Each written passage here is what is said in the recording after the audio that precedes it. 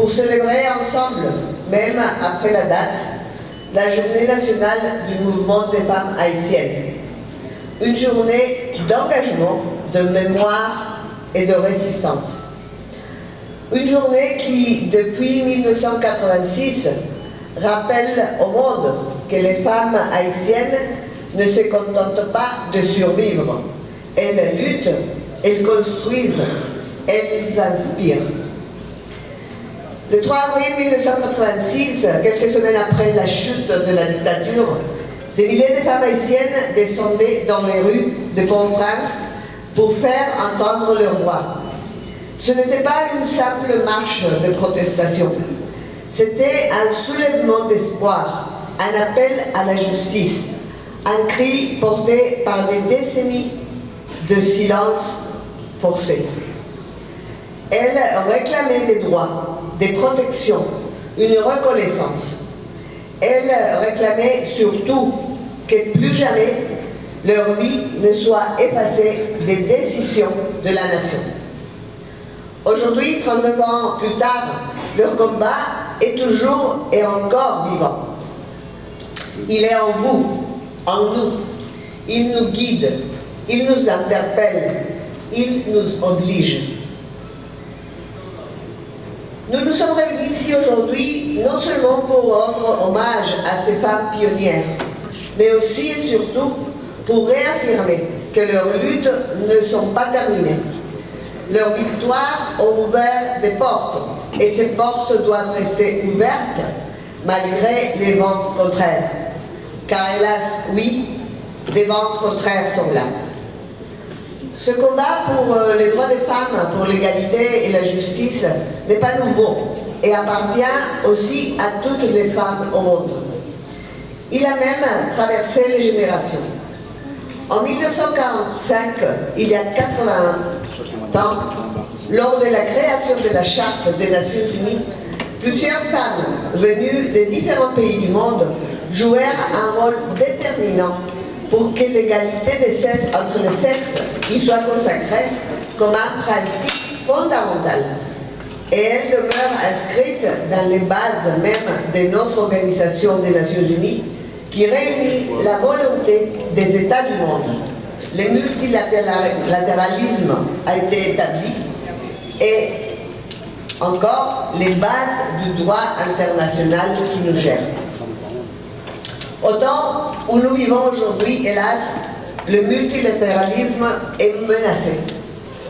Durant des années, et avec une détermination et une intensification accrue depuis quelques mois, les attaques contre le multilatéralisme, le droit international et l'ensemble des institutions qui les soutiennent deviennent de plus en plus dans la pratique des politiques publiques. La volonté délibérée d'affaiblir le système multilatéral mondial par des coupes budgétaires, un désengagement politique et des atteintes aux normes internationales met en péril l'infrastructure mondiale de protection des droits humains, pour laquelle les États membres, les dirigeants et les individus se battent depuis 80 ans. Nous assistons aujourd'hui à une véritable régression des droits humains, et en particulier ceux des populations les plus vulnérables, et donc plus particulièrement ceux des femmes et des filles. C'est un honneur pour moi, en ma qualité de ministre à la condition féminine et aux droits des femmes, de commémorer, quoique tardivement, la journée nationale du mouvement des femmes haïtiennes qui est consacrée officiellement chaque 3 avril.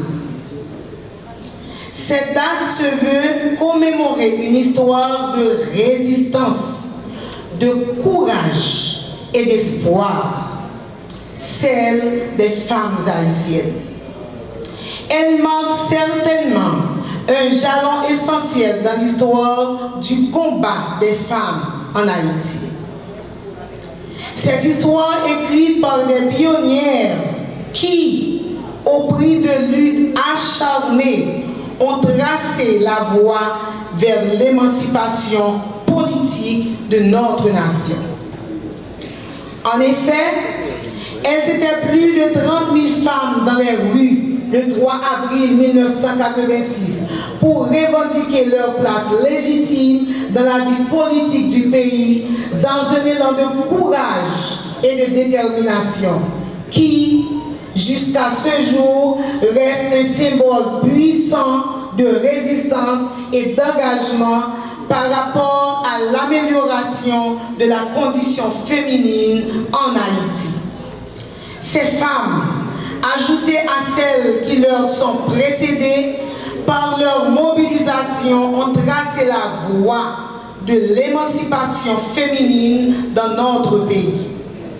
Elles ont su, avec ferveur, affirmer que la démocratie haïtienne ne saurait se concevoir sans la participation active, égale et réelle des femmes dans toutes les sphères de la société et en particulier dans le processus de décision. Je salue d'abord ces géantes sur les épaules duquel nous nous tenons aujourd'hui. Celle de la Ligue féminine d'action sociale. Je vais parler de Madeleine Sylvain Buchereau et de ses sœurs Suzanne et Yvonne Sylvain, les Yvonne Yakim Rempel et également les Myriam Merlet, Magali Marcelin, Liliane Pierre-Paul et tant d'autres.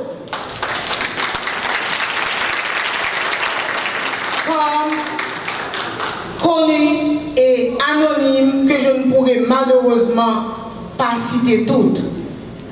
Et je dis à me sentir fière en tant que ministre à la condition féminine pour issu du mouvement des femmes haïtiennes. Et ce n'est pas tout le temps nous les ministres condition femmes qui sortent dans le mouvement femmes haïtiennes.